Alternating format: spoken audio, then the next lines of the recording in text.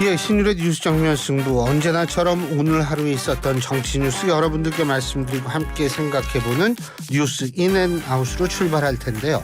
오늘도 YTN의 이우영 아나운서 함께하겠습니다. 안녕하세요. 안녕하세요, 이우영입니다. 와, 어제 뉴스앤뮤직 했나요? 아니요, 했어요? 어제는 전 쉬었습니다. 쉬었어요? 네. 뭐 하고 쉬었어요? 아침에 조기축구 나갔다가요. 네, 오랜만에 늦잠도 자고 또 조기 축구를 나가면 늦잠을 잘 수가 없죠. 조기축구를 갔다 와서 자는 거죠. 그건 늦잠이 아니죠. 낮잠이죠. 낮잠이죠. 네. 그리고 정말 신기한 게 제가 정말 다른 동네 친구네 동네 가서 곱창집에 이렇게 줄을 서 있었는데 낯선 얼굴이 이제 낯선 얼굴이 걸어오는 거예요. 그래서 보니까 이제 저희 회사 대부분 다 길거리에서 만난 얼굴 낯선 얼굴 아니에요? 낯익은 얼굴이요. 낯익은 얼굴. 네. 그래서 참 큰일이다. 날씨가 이렇게 급변하니까 네. 왔다 갔다 하죠. 그렇죠. 저도 지금. 헷가닥하는 것 같은데 네. 이은지 팀장님께서 지나가다가 만나셔가지고 예, 뭐 사줬어요? 네. 뭐 진짜로? 이 자리를 빌려서 다시 한번 감사하다는 말씀드리겠습니다. 나도 이은지 팀장 우연히 자주 만나야겠다. 예? 우연히 만나고 그렇게 하면 좋네. 네. 야, 어제 곱창 먹었어요? 아주 야무지게 먹었습니다. 제 다음 곱창은 교수님과. 글쎄 그건 우리가 봐야 아는 거고 네. 항상 모든 거 그래요. 근데 어제 되게 더웠잖아요. 네. 오늘은 추워요. 네. 이렇게 날씨가 변해도 되는 거예요? 무슨 조치를 취해줘야 되는 거 아닙니까? 제가요? 제가요? 너무 오늘 진짜 춥더라고요. 네. 아니 오늘도 강의할 때 강의실 들어가니까 우리 학생들이 히터를 틀어놨더라고. 그 정도로 지금 추운데 날씨도 왔다 갔다 냉탕 온탕인데 지금 우리 정치권도 냉탕 온탕이거든요. 그러니까 이거는 어떤 조치가 좀 필요하지 않을까 이런 생각이 듭니다. 그 부분은 조치가 좀 행해질 수 있지 않나요? 어디 날씨는 안 돼도 정치는. 제가 볼 때 날씨가 오히려 쉬워요, 정치보다. 그러니까 우리가 정치 얘기해야죠. 참 여러분 날씨도 좋고 아무 얘기도 좋으니까요. 우물정보구사후 샵0945로 문자 보내주십시오. 짧은 문자 50원, 긴 문자 100원이고요. 여러분의 의견 저희가 소중하게 방송에서 반영하도록 하겠습니다. 자, 그러면 어떤 얘기를 해볼까요? 네, 민생 토론의 이야기부터 한번 해보도록 하겠습니다. 윤석열 대통령이 오늘 오전에 용인 특례시청에서 대한민국 신성장 동력 허브 용인 특례시를 주제로 개최한 23번째 민생 토론회에 참석을 했습니다. 용인, 수원, 고양, 창원 등 4개 특례시에 대해서 특례시 지원 특별법을 제정하고 자치 권한을 확대하겠다 약속을 했는데요. 4개 특례시가 특례시다운 행정을 펼칠 수 있어야 한다라고 이야기를 했습니다. 대표적으로 공동주택 리모델링 기본계획, 고층 건물 건축 허가 등을 제시하면서 이 같은 권한이 광역단체 승인사항으로 돼 있는데 이것은 특례시로 권한을 이양하는 게 맞는다라고 강조를 했습니다. 특례시가 지역 사정과 형편을 가장 잘 알 뿐 아니라 이미 광역화돼 있기 때문이다라고 이야기를 했고요. 이날 토론회가 열린 용인의 경우에는 2022년 1월 특례시로 새 출범한 바 있습니다. 기초자치단체와 함께 개최하는 첫 민생 토론회인데요. 윤석열 대통령은 반도체 메가 클러스터가 조성되는 용인이 우리나라를 대표하는 세계적 반도체 생산 거점이 될 것이다 라고 하면서 이 위상에 맞는 맞춤형 정책이 실행된다면 110만 명 용인 시민의 삶에 큰 변화가 일 것이다 라고 평가했습니다. 윤 대통령은 또 반도체 클러스터와 용인 이동 신도시까지 조성이 되면 향후 용인 인구가 150만 명을 넘어설 것으로 예상된다라고 하면서 지난해 연말에 발표한 용인 이동 택지지구를 조속히 건설하고 주거문화 복합타운을 조성하겠다라고 발표를 했고요. 주거문화 복합타운은 용인 교외 지역과 인구가 적은 면 단위의 실버타운과 청년 세대가 사는 영타운을 결합한 형태로 조성하겠다 이렇게 말을 했습니다. 건설 규제 완화 필요성을 지적한 건설 사업자의 말에 대해서는 건설이 대부분 대출 자금으로 시작되기 때문에 결국은 시간과의 싸움이고 이자와의 싸움이다. 뭐든지 빨라야 성공할 수 있고 그래야 계속 투자가 이뤄진다라고 이야기를 했고요. 중앙정부가 대규모 사업을 결정하면 특례시가 신속하게 받아서 집행할 수 있도록 특례시에 많은 권한을 주겠다라고 강조했습니다. 마무리 발언에서 대선 때 용인에 와서 유세하면서 용인을 반도체 도시로 발전시키겠다고 할 때 선거용 립 서비스가 아닌가라고 많은 분이 생각했었다라고 하면서 선거 때 말씀드린 것 국정과제 판을 사무실에 만들어 놓고 있고 작은 지역 공약까지 다 챙겨서 100% 이행하고 퇴임할 생각이다라고 말을 했습니다. 자, 윤 대통령의 23번째 민생토론회 오늘은 용인이었습니다. 앞서서 윤 대통령의 발언대로 이런 민생 토론회도 그렇고요. 선거용 립 서비스 아닌가 이런 의심의 눈초리도 있기 마련입니다. 이와 관련해서 뉴스인 부탁드리겠습니다. 아, 선거용 립 서비스고 의심하는 거는 한두 번 얘기가 아니죠. 문재인 정권 때 당시 선거 앞두고 문재인 대통령이 가덕도 그 공항 부지 가고 막 그래가지고 또 논란이 있었거든요. 그런 논란이라는 거는 어제 오늘 얘기는 아니고요.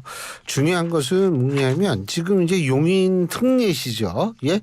여기 가서 이제 이런 여러 가지 얘기를 했는데 저는 사실 필요하다고 보는 게 뭐냐면 지금 특례시도 많아요.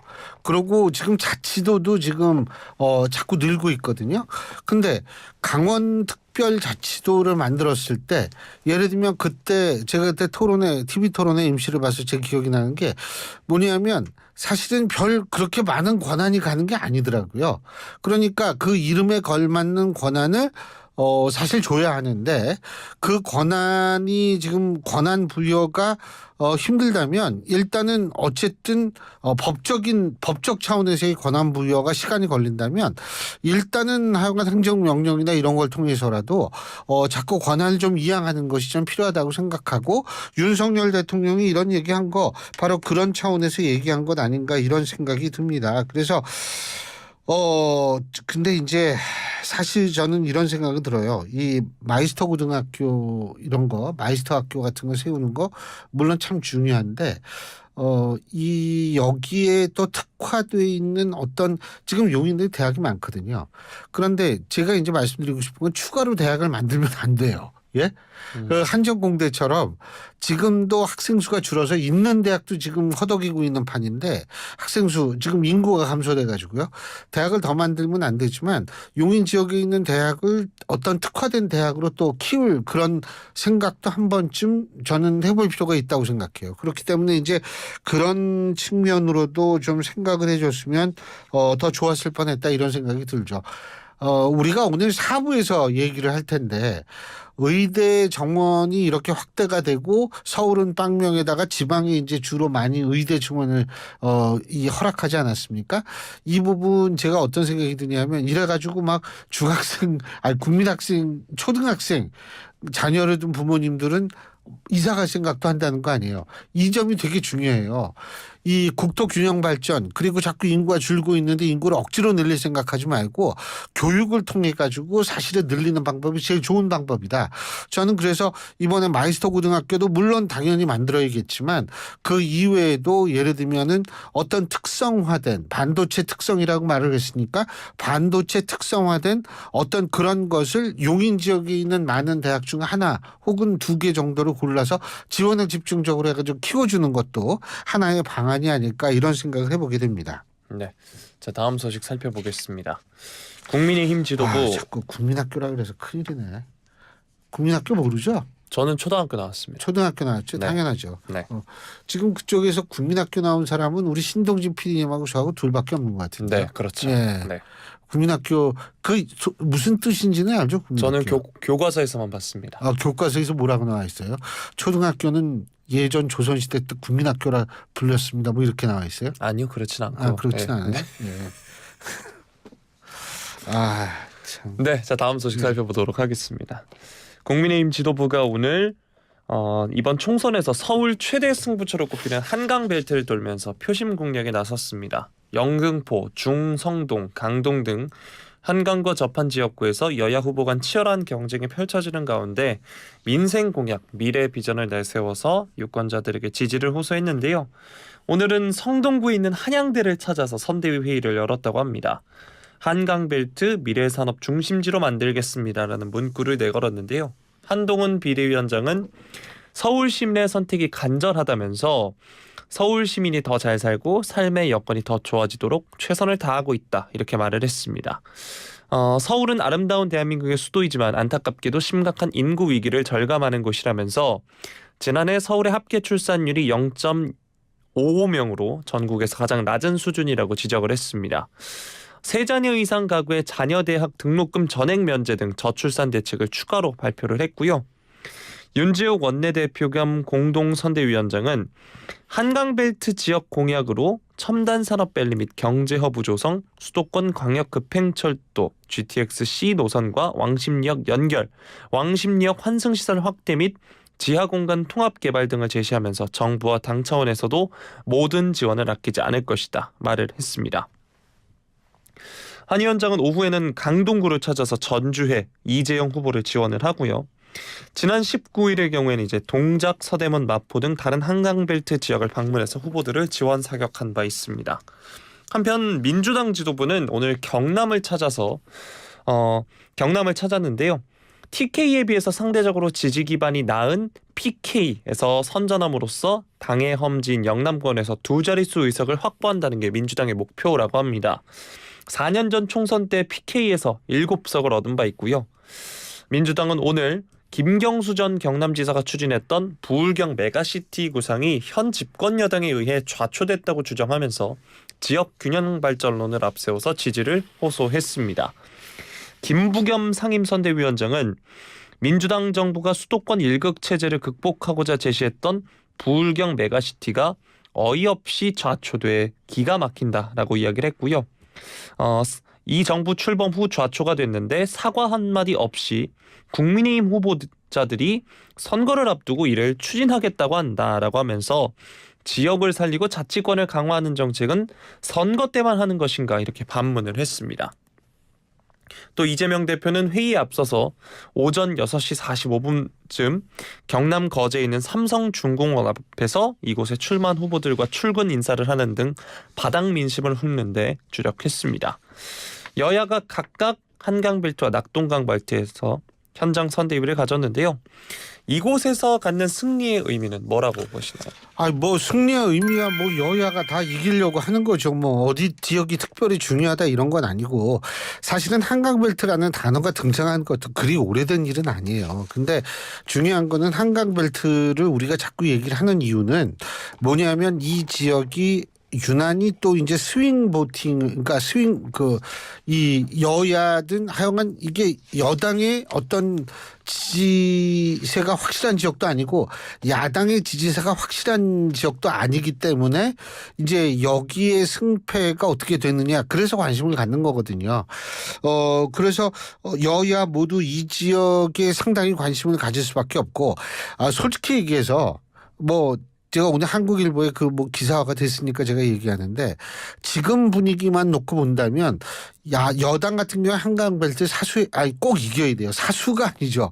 수가 지킬 게 없으니까. 꼭 이겨야 되는 게 12석 제가 볼 땐 최대 12석에서 한 15석? 지금 현재 분위기로 본다면 서울에서 그렇기 때문에 이거를 더 올리기 위해서는 한강벨트를 꼭 이겨야 된다라는 절박감을 가지고 있을 거예요. 국민의힘은. 그리고 야당 같은 경우엔 당연히 과반을 넘기 위해서는 과반 훨씬 이상을 넘기 위해서는 이 지역에서 압도적인 승리를 거둬야죠. 제가 분명히 말씀드리는데 여든 야든 지금 수도권에 121석이거든요. 총 서울 수도권 서울 경기 인천 합해가지고 121석 중에 최소한 48석 이상을 차지하는 데가 제가 볼 땐 과반을 넘길 수가 있는데 바로 그런 의미에서 이제 수도권 특히 한강벨트에 대해서 얘기를 하는 거고 낙동강벨트라고 얘기를 하는 거는 제가 알기로는 9개 지역 정도 돼요. 9개 지역 정도 되는데 이 9개 지역 중에서 최소한도 한 9개니까요. 5석에서 6석 정도의 의석을 확보하는 정당은 또 영남에서 나름대로 선전할 수 있기 때문에 지금 그런 얘기를 하는데 제가 볼 때는 하여간 뭐라 그래야 되나 박빙이라고 그래야 되나 이 낙동강벨트 좀 그래요. 분위기가 많이 바뀐 것 같아요. 여기도. 그렇기 때문에 결코 실제로 안심할 수 있는 지역은 아니다. 여당이 이런 생각을 가지고 있기 때문에 특히 이제 김태호 후보 같은 경우에 그 열심히 얘기하지 않았습니까? 이종섭 호주 대사 문제에 대해서 굉장히 강성 발언을 내놓고 그랬는데 이게 그만큼 분위기가 급반전했다라는 이런 거죠. 그런데 제가 볼 때에는 조금 그 역시 한두 번 더 출렁일 가능성이 있으니까요. 좀 지켜봐야겠죠. 네. 자, 다음 소식 살펴보겠습니다. 국민의힘 한동훈 비대위원장 정부의 의대 정원 2,000명 증원 발표 또 전공의 집단 사직으로 불거진 의정 갈등을 수습하고 의료대 난원을 막고자 적극적으로 중재자 역할에 나선 모양새입니다. 오늘 비대위회의에서 이번 주 초에 예정된 전공의 면허정지 행정처분 조치를 유연하게 이행하고 의료인과 건설적 대화에 나서기로 정부가 방침을 정했다고 소개하면서 이제 대화의 물꼬가 트인 것이다 이렇게 말을 했습니다. 국민 건강이라는 중요한 문제를 앞두고 국민이 걱정하지 않도록 정부가 정책을 잘 추진해 줄 것이다 이렇게 덧붙였는데요. 강대강 대결로만 치닫던 의정 갈등이 당의 개입과 중재로 일단 대화의 실마리가 찾았음을 강조한 셈입니다. 한 위원장은 의대 교수들의 집단 사직서 제출 시작을 하루 앞둔 어제 전국 의대교수협의회 회장단과 회동을 했고요. 이후 대통령실에 전공의 면허정지 처분을 유연하게 처리해달라고 요청을 했습니다. 윤석열 대통령은 즉각 수용했고요. 이 같은 장면이 총선 리스크였던 당정 간 불화 우려를 불식시키는 동시에 의정 갈등에 대한 우려를 완화하는 계기로 받아들여지고 있습니다. 이종섭 황상무 논란이 촉발한 당정 간 대립 국면을 봉합한 것을 넘어서 최소한 선거 국면에서만큼은 여당이 주도하는 듯한 당정 관계를 유권자들 앞에서 보여주는 모양새도 있고요. 한 위원장은 이처럼 민생 이슈에서 당이 앞장서서 적극적으로 목소리를 내는 기조를 이어가겠다라는 점을 강조를 했습니다. 선대위 종합상황실 부실장인 홍석준 의원은 2,000명 증원 자체에 대해 아직 많은 국민이 지지하고 있으나 대한민국 의료계가 몸살을 앓는 갈등 국면을 정부와 여당이 어떻게 조정 해결하는지 바라보고 있다. 그래서 한 위원장과 전의교협 간의 대화는 매우 큰 의미가 있다라고 이야기를 했습니다. 다만 여당 주도로 의정 간 대화 테이블을 만들더라도 제대로 된 갈등 해소 방안을 마련하지 못하거나 도출한 해법이 국민 눈높이에 맞지 않을 경우에는 역효과가 날 가능성도 없진 않고요. 일각에선 안철수 공동선대위원장이나 국민의 미래 이뇨한 선대위원장 등 여권 내 의사 출신 인사들을 의정 갈등 중재에 활용해야 한다 이런 의견도 나오고 있습니다. 한편 민주당의 홍익표 원내대표는 애당초부터 국민의 문제를 의료 공공성을 높이겠다는 것보다는 정치적 목적으로 이 문제를 활용했다고 본다라고 비판을 했습니다. 불교 방송 라디오에서 정부가 일방적으로 무시하고 2,000명 증원을 밀어붙이다가 이제는 현장에서 의료 공백이나 국민 피해가 확대되니까 마치 이것을 당이 수습하는 형태로 일종의 발 빼고 모양새를 만드는 형태다라고 하면서 비판을 했는데요. 의사 때리기를 통해서 뭔가 정부가 일한다 이런 이미지를 만들고 결국에 나중에 와서는 대폭 의사단체 양보해서 문제를 봉합하는 방식으로 당이 수습하려고 하는 것이 애초에 시나리오였다고 본다 이렇게 지적을 했습니다. 의대 증원 문제와 관련해선 원점으로 되돌아갈 수는 없다면서 총선 이후에 우리가 합리적 규모로 국회까지 나서서 합리적인 의대 정원 규모 제한을 해야 한다라고 덧붙이기도 했습니다. 자, 강대강 대결로만 치닫던 의정 갈등 한동훈 위원장이 적극 중재하고 나섰습니다. 민주당에선 이를 정치적 목적으로 활용했다 이렇게 비판을 하고 있는데요. 앵커께서는 어떻게 보고 계신가요? 글쎄요. 이게요.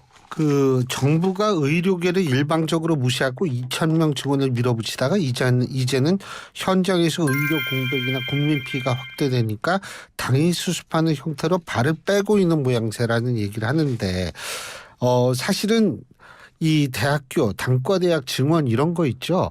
이런 거는 사실 대학 측과 정부가 정하는 겁니다. 단과대학이 정하는 경우가 없어요. 제가 좀 푸념을 한번 해볼까요? 사실 이 정치외교학과가 없어지는 지역대학, 지방대학이 많습니다. 그런데 그 정치외교학과를 없앨 때 그러면은 정치외교학과 교수나 이런 사람들이 왜 우리의 허락도 없이 정외과를 없애느냐라고 막 항의하지는 않거든요. 왜냐하면 이거는 엄연히 학교 당국과 교육부가 이 합일점을 통해서 이루어지는 거기 때문에 그런데 만약 이렇게 생각하면 그건 저희가 굉장히 섭섭하죠. 의과대학은 굉장히 중요하고 정치외교학과는 그렇게 중요하지 않다라고 얘기하면 저희가 굉장히 섭섭하죠. 학문에 있어서 학문의 중심은 어느 학문이든 사람입니다. 그렇기 때문에 뭐 하나 중요하다 중요하지 않다를 얘기할 수는 없죠. 단지 직접적인 피해가 어느 정도 많이 가느냐 이런 차이는 있을 수 있겠습니다만 그렇기 때문에 이거를 일방적으로 무시를 했다. 그러면은 예를 들면은 단과대학 생기고 없애고 하는 것도 사실은 이것도 무시한 결과라는 식으로밖에 논리가 성립되지 않습니다. 그래서 저는 이 얘기는 사실 그다지 공감하기는 좀 힘들 것 같고요. 그리고 민주당도 뭐 이 총선 이후에 합리적인 규모로 한다 그러는데 이게 쉽지가 않아요. 왜 그런지 아세요? 2025학년도 이거 5월 달까지는 정해줘야 되지 입시 요강이 나갑니다. 예? 근데 총선 끝나면 4월 10일이에요. 그리고 21대 국회 종료 시점이 언제냐 하면 제가 정확히 기억하는데 5월 초예요. 그렇게 되면 5월 4일인가 제가 정확히 기억이 안 나는데 그렇게 되면 그때 되면 이미 늦어요 이거는. 그러니까 만약 이런 식으로 한다면 결국 지원 못 한다는 얘기거든요. 그래서 이것도 사실은 현실성 있는 주장은 저는 아니라는 생각이 듭니다. 물론 21대 국회 마지막 국회를 마무리하기 전에 본인들이 나서서 뭘 어떻게 하겠다라는 얘기가 될 수도 있지만 시간은 굉장히 촉박하다는 거죠. 예. 그리고 저는 사실 제가 정부를 하면 좀 답답한 게 뭐냐면 그동안 의료계와 몇 번을 이 문제를 가지고 합의를 했는지를 좀 얘기를 해줬으면 좋겠어요.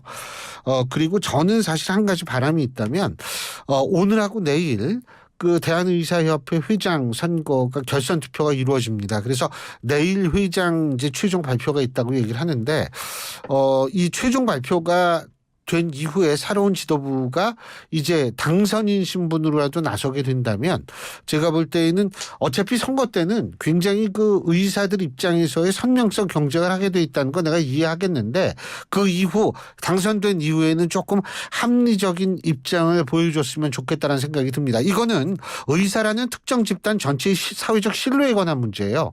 사회적 신뢰라는 거 중요하지 않다라고 생각하시는지 모르겠지만 사회적 신뢰가 결여된 어떠한 전문가 집단도 자기의 역할을 제대로 할 수 없음을 제가 사회과학을 40년 정도 전공한 사람으로서 제가 조언을 드리겠습니다. 네. 자, 마지막 소식 살펴보겠습니다. 전국의 의과대학 교수들이 당초 오늘 밝혔던 대로 무더기 사직서 제출을 시작한 가운데 충남 천안에서 소아 환자를 진료하는 의사가 의료 전문 매체에 사직할 수 없다는 취지의 기고문을 써서 지금 관심을 받고 있는데요. 이미정 충남 천안 단국대병원 소아청소년 과장이 최근 청년 의사에 기고한 사직을 망설이는 L 교수의 답장이라는 글에서 이러한 의견을 내놓은 겁니다. 지난 20일 단국대 의대교수회의에서 사직서 제출을 논의할 당시에 항암 치료 중인 소아암 환자들이 있다면서 반대 의견을 낸 것으로 알려져 있는데요.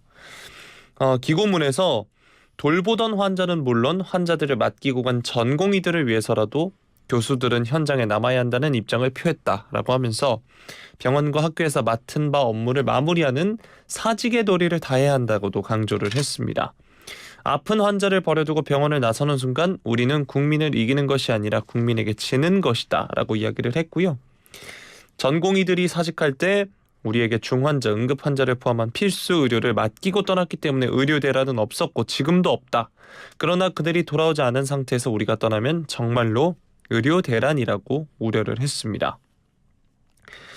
네, 그럼 이렇게 전국의 의과대학 교수들이 사직서 제출을 시작하고 있는 상황이다라고 얘기했고요. 방금 전에 소개해드린 이러한 기고문도 나왔는데 앞으로의 전망 어떻게 보시나요?